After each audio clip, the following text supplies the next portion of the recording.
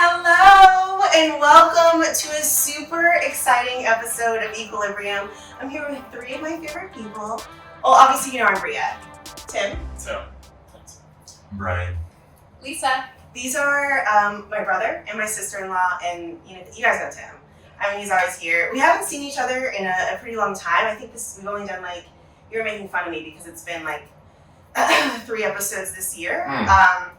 Life gets away from you. To be honest, we've been really, thinking about living in the present. But we've been watching a lot of TV and a lot of good movies. Most recently, or I think all 4 of us have watched Atlanta. Okay. What were your thoughts on season 3? I think best season yet. Really? If I'm being honest, yeah. I really loved the vignettes, the episodes in which the main cast was not in. I think the producers and writers did an excellent job kind of touching on controversial, very American issues in a way that weaved in humor, but also some poignance, and I could not stop laughing and even just thinking about some of the issues that are very. But it's interesting you said very American issues because most of the season was taking place in Europe, which was also interesting. And so I liked the woven sort of, going back and forth between the vignettes and then sort of following up with the story. But the reparations episode, I think, was probably one of my favorites in terms of just impact. Yeah, and you were saying that you, afterwards, you're these stories feel very familiar, and you actually looked it up and that all the vignettes were real, true stories. Right? Yeah, definitely. I remember the first one, I maybe was halfway through the episode and I was like, this is based on a real story.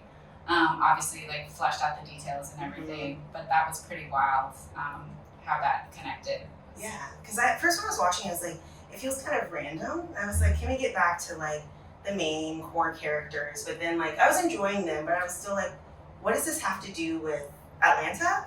But the randomness is just Atlanta, the that's city. True. So, I don't know, it was my first time watching the whole show, and it was just very Atlanta on brand. So Tim used to refuse to watch Atlanta.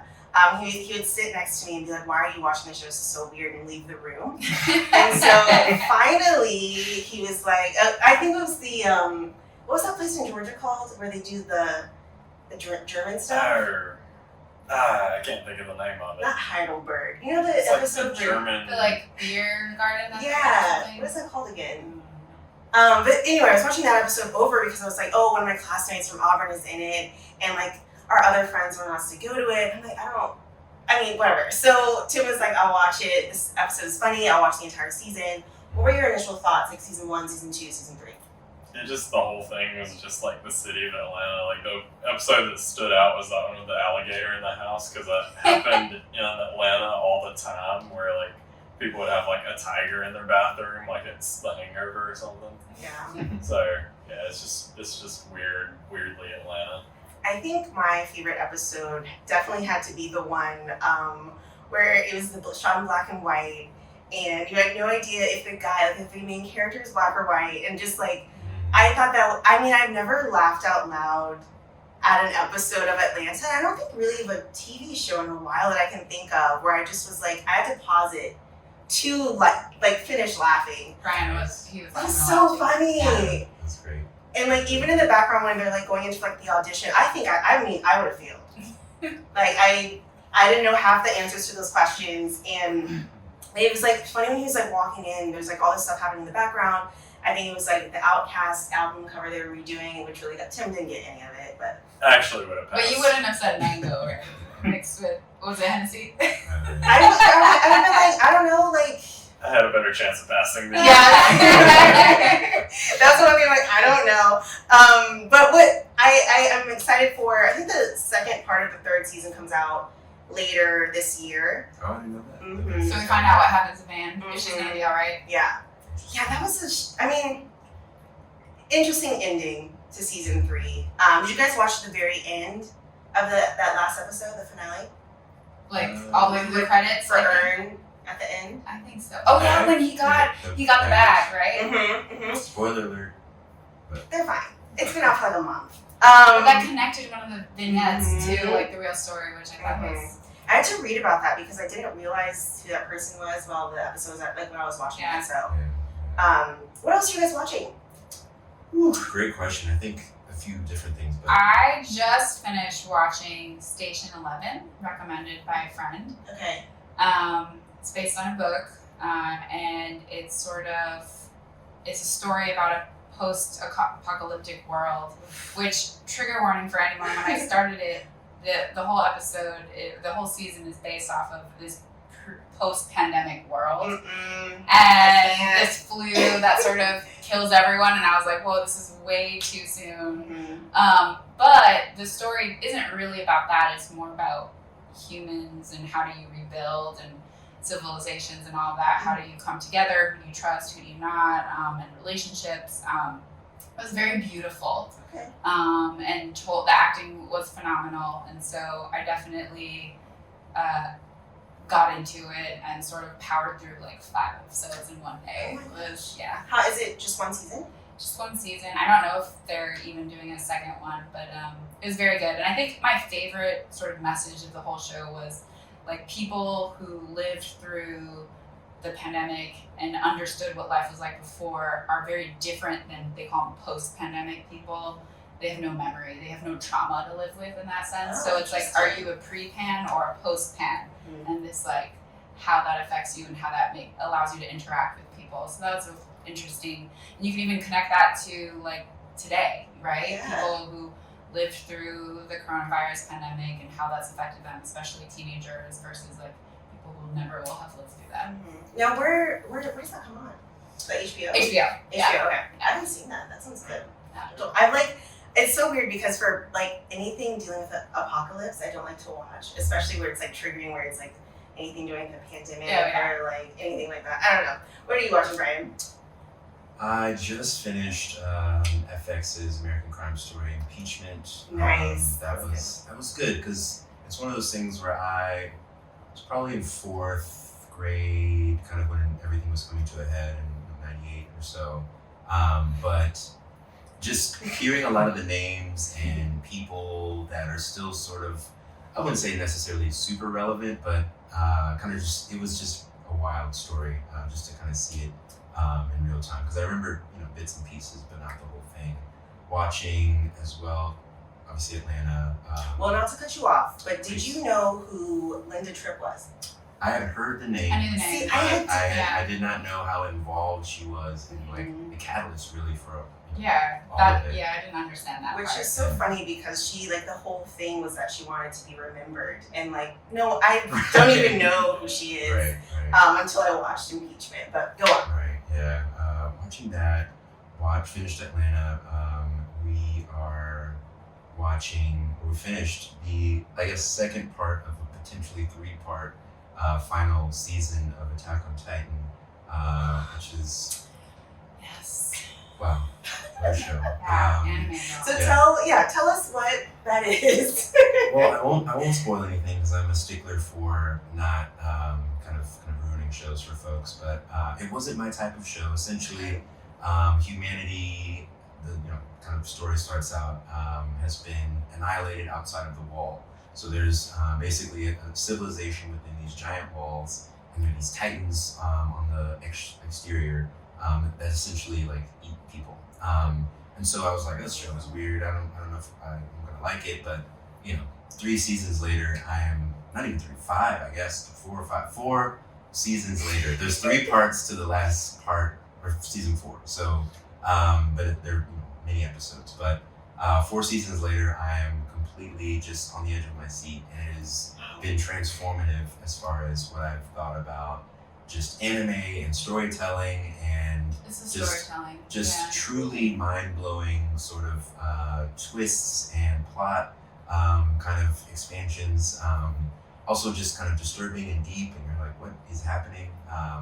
So definitely that show has been, so much so that I watched it over, I told Lisa, I was like, yo, like, you have to watch the show. And she's like, okay, because you walk by, like, pretty much I was like, what are you watching this show? Is weird, because it is weird. And then I'm like seeing people getting eaten. Yeah, it's a Is lot. it in English? So I'm a stickler for watching a show in its original language. There is an English dub, Mhm. but I would recommend everybody watch the Japanese English subtitle. On Hulu. More of the On full Hulu. effect. Okay. Yeah, more the full effect, the emotions, it's And it's really, especially among young people who've like read the manga series.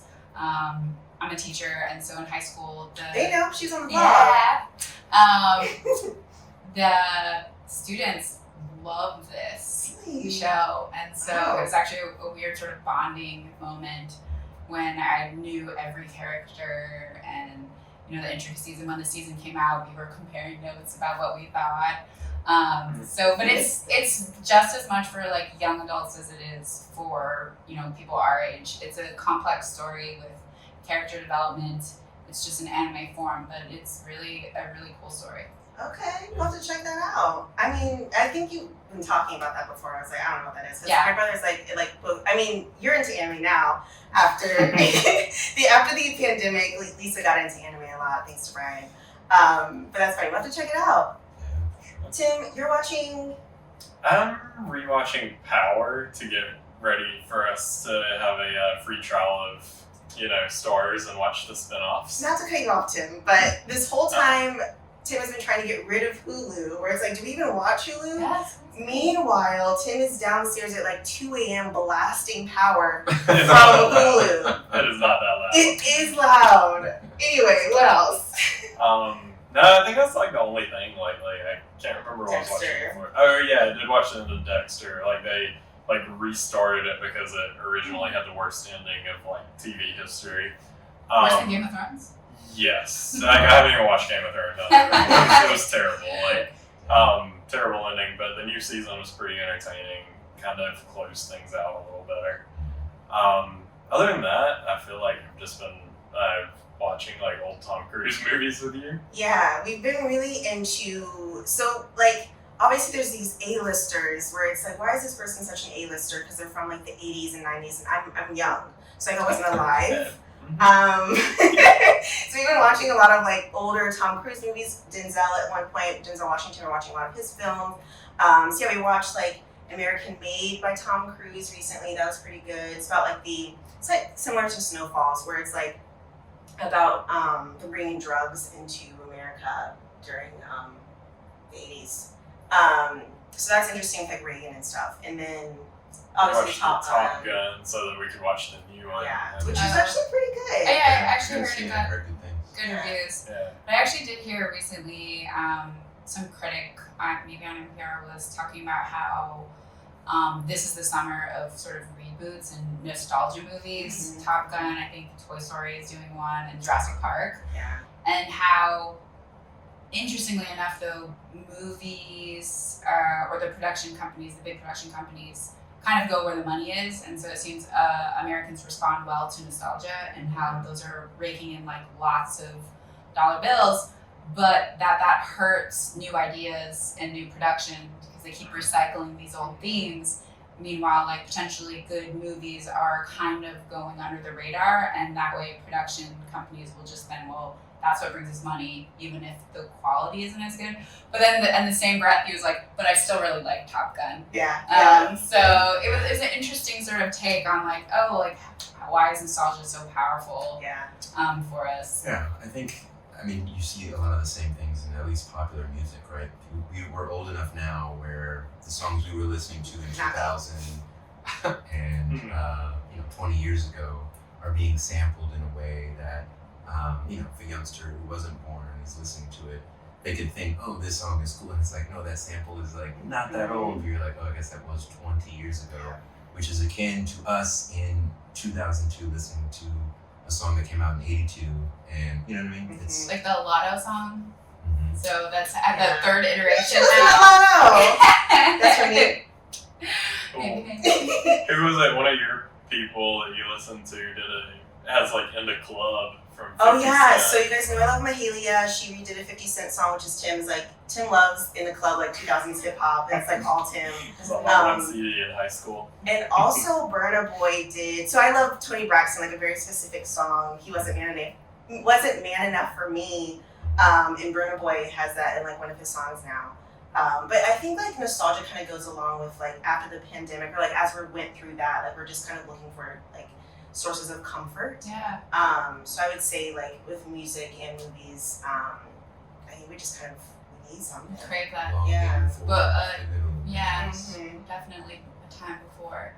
I think out of all the reboots I've seen, Top Gun was probably like the best there. It's like one of the best like action movies I've seen. Interesting. Yeah. Tim was ready to watch it like again. I'll go back and see I'm it just again. It was waiting for Land Before Time to come back. great. Really, after all 20. Yeah, I mean, we had Jurassic Park and that was great. So weird. I don't know about y'all, but Land Before Time has been cranking. I think they're on Land Before Time 74. They have to be. Like now? Like Peach is Now. like a grandfather now. I believe it.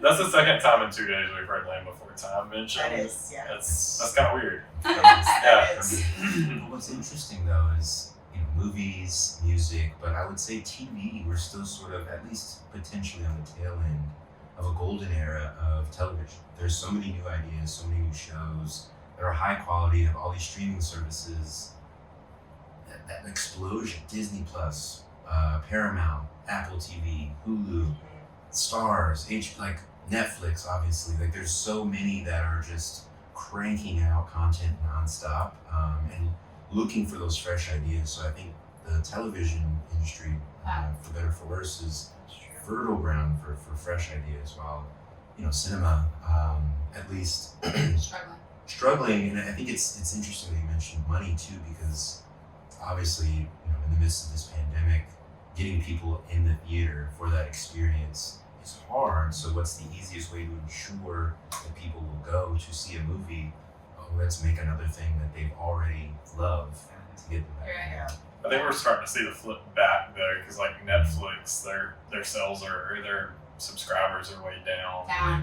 So like it's probably gonna start like coming back into the theater and movies, especially after Top Gun had like very high numbers. I think Netflix was also just coasting on their content as sort of being the big one, the number one, but you know, with all these new platforms sort of eating into it, and I think the guy that I was listening to basically said their content just wasn't good enough, especially movie wise. It wasn't. And so, yeah, the movies were like, I haven't seen. I can't Since think what Bird- I've liked. Since Bird Box. That was the best one. That was very good. yeah, I'm trying to think of 2019? the like big movie that I was like, yes.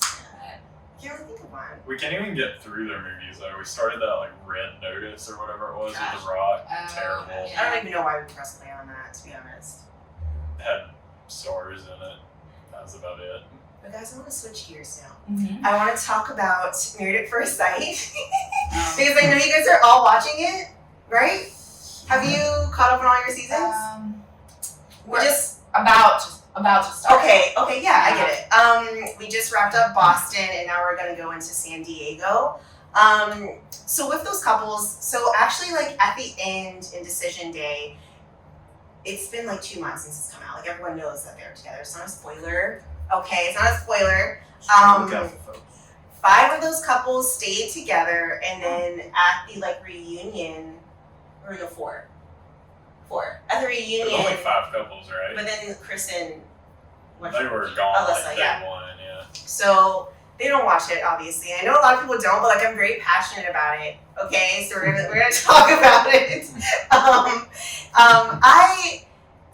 In the end, I guess like after like when they did like a recap of it, I think only 2 couples were still together. Yeah, we knew Mark the Shark wasn't staying with that. 2 out of 5. 2 out of 5. I mean, that's still pretty good. And like, I guess, but honestly, most of them end up getting divorced anyway. I was saying that they need to get new judges, which they actually are for San Diego. So, do you guys know who Megan Good is? Like the Megan Good from like His cousin Skeeter. yeah. Yeah. So she was married to a guy named Devon Devin.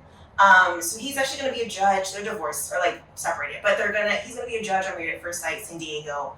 So I'm like excited to see that. Why do they get divorced people for So- a marriage show? Yeah, so he said that. He was like, at first I denied it. I didn't think that was a good idea to do, but like he's been through so much where he's able to like help couples to get through their problems a little bit better. Isn't that main therapist on like a 3rd divorce or something? No, she's been married before, And then this one, she's like remarried now. They just live Isn't separately. the guy there? He's been divorced, right? No, Pastor Cal? Yeah, I thought he'd been divorced a few times. You're Okay. thinking of Steve Harvey. What are your Same. thoughts on couples living separately, like in two separate houses? In the same like They're city married. or They're married. They could be in the same city. There's like Noy and Steve on this most recent season. They live like Noy was like, I want to live in the same city. Like I still want to stay in Boston, but like I want to keep my own apartment. Like I want you to have your house and me to have my house. But like they're still married. Still see each other like twice a week, I think. But what are your thoughts on that? I mean, different strokes for different folks. I think, whatever works is great.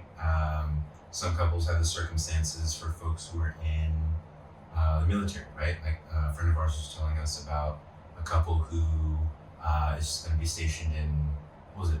South Korea and Texas. And so for a couple of years, they have to sort of, be apart. And they're going to make that work and have some vacations, etc. And then there's other couples that, would be divorced but just don't want to go through that process and, out of sight, out of mind type situation. But, I don't know.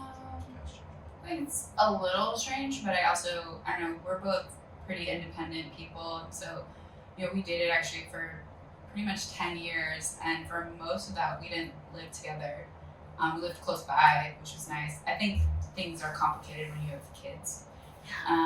So it depends on like what your lifestyle is and how, but I think that's one of those things, if it's something that truly both sides agree on, and that's favorable to both, then I guess. Yeah.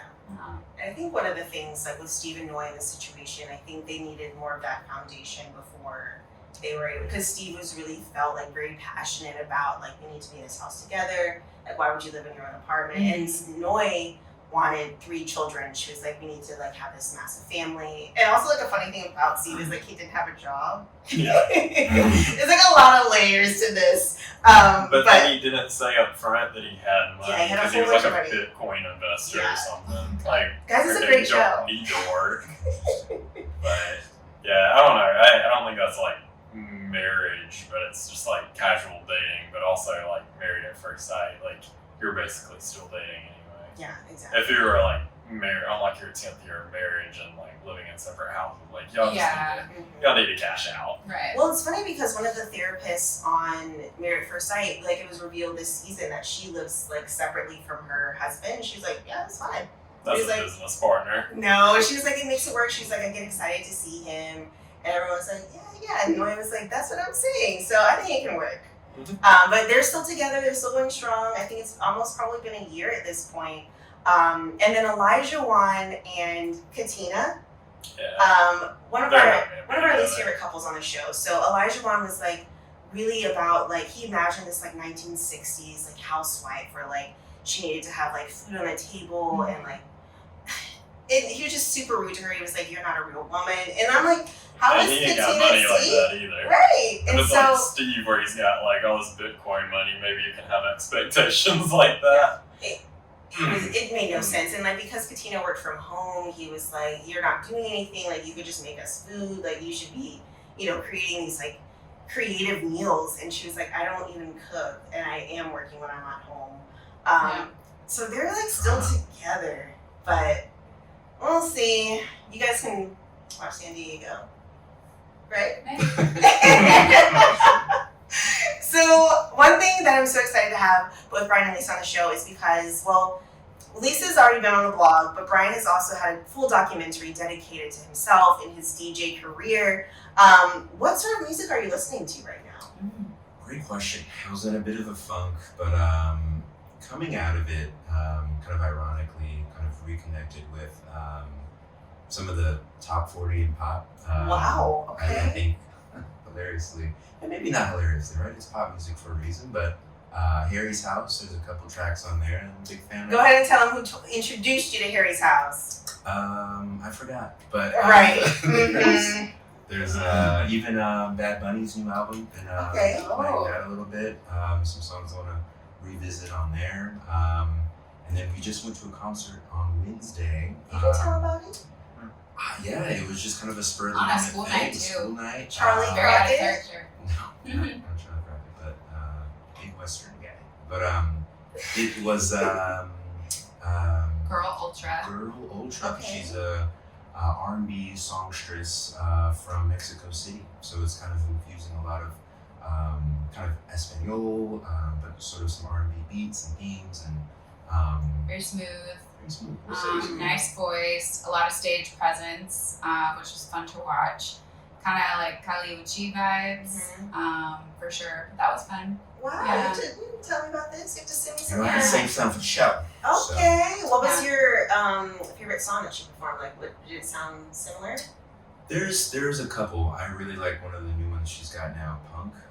Speaking of samples, I don't think it's a formal sample, but it was very reminiscent of and arguably derivative of the melody from probably the B-side of Gwen Stefani's album. I think it was Bubble Pop Electric. So the chorus of that is reminiscent of the chorus from Punk, the song Punk by Girl Ultra. But that's probably the song that is my favorite, but probably the only one I can remember the title of right now. So. Cool. Lisa, what about you? Did you have one favorite on that you? Well, I mean, she just bought tickets and so I see. like I didn't really know much, but it was a good. I mean, that obviously is the most recognizable song. I just really enjoyed her sort of stage presence and also being in the presence of like a lot of Latino hipsters in Nice. DC. It was definitely a scene for sure. Okay. Yeah. I'll have to check that out. Yeah, definitely the Bad Bunny album, Un Verano Sin Ti. Been jamming a lot to that in the car, windows down.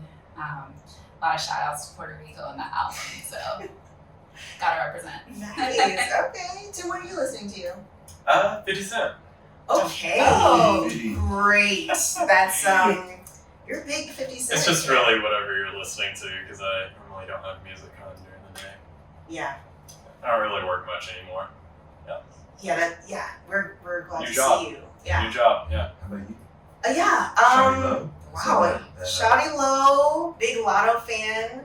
I don't know. Wow, really caught me off guard. I don't normally get questions. Tim doesn't really converse with me. Wow, what am I listening to? Harry's House. I introduced Brian to that, and I was like, "This is a great album." That was me. I don't know what else I'm listening to. Just like my typical British R&B. It's a lot of British. Always Soulja, R.S. Ewing Dash, a little bit of B.O.B. Like T.I. I just really love like. There was a lot of B.O.B. this week. Okay. I mean, I'll. It's honestly a great It's song. still around. It's like a specific song though. And yeah, a lot of Lotto still. Sorry to cut you off. It's my show, so I'm not done. What? The new, what's her name? So it's an L. So it's not even a complete thought. No, Great. wow. You know, This has to be cut. not Lotto, but you know, I- big girl, proud. Lizzo? Lizzo. Thank you. Wow. Yes. Her new boyfriend. Well, her new song. Who's her boyfriend? And yes, her new boyfriend. She's a new boyfriend. I forget his name, but she Not- definitely made Not Right, cover debut. Chris Evans or whichever a. one. Do you know Chris Evans has a Boston accent? That makes sense. Anyway, what were you saying? Lizzo, do you like her Lizzo. new song? I do, but I like the remix of it. There's a remix of it. I forget who did the remix, but I like it better. But I think the song It's about damn time, right? Yeah. Yeah. Yeah. And Pretty then good. I'm also looking forward to Calvin Harris's Funky Bounce. Did you like his new song Dua? Yeah. But, you know, It's fine. it's fine. It's fine. And I feel like listening, elevator. yeah, in the song she did with Formulated. Megan, it's just kind of like okay, like Oh, yeah, I'll listen to it. Like I don't hate Yeah. it, but it's just like Yeah, let's rack up some numbers and Yeah. simple track to be made.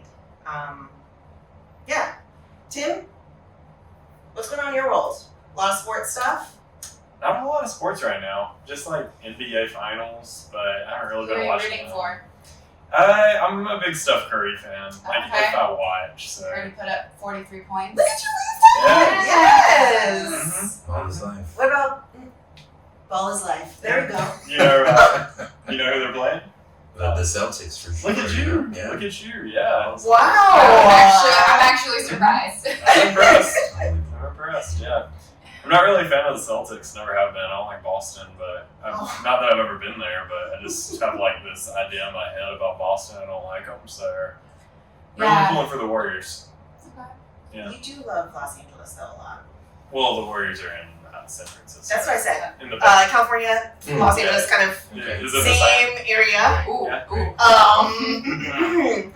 There's a map somewhere. I'm World not Cup's familiar coming up. with any of that.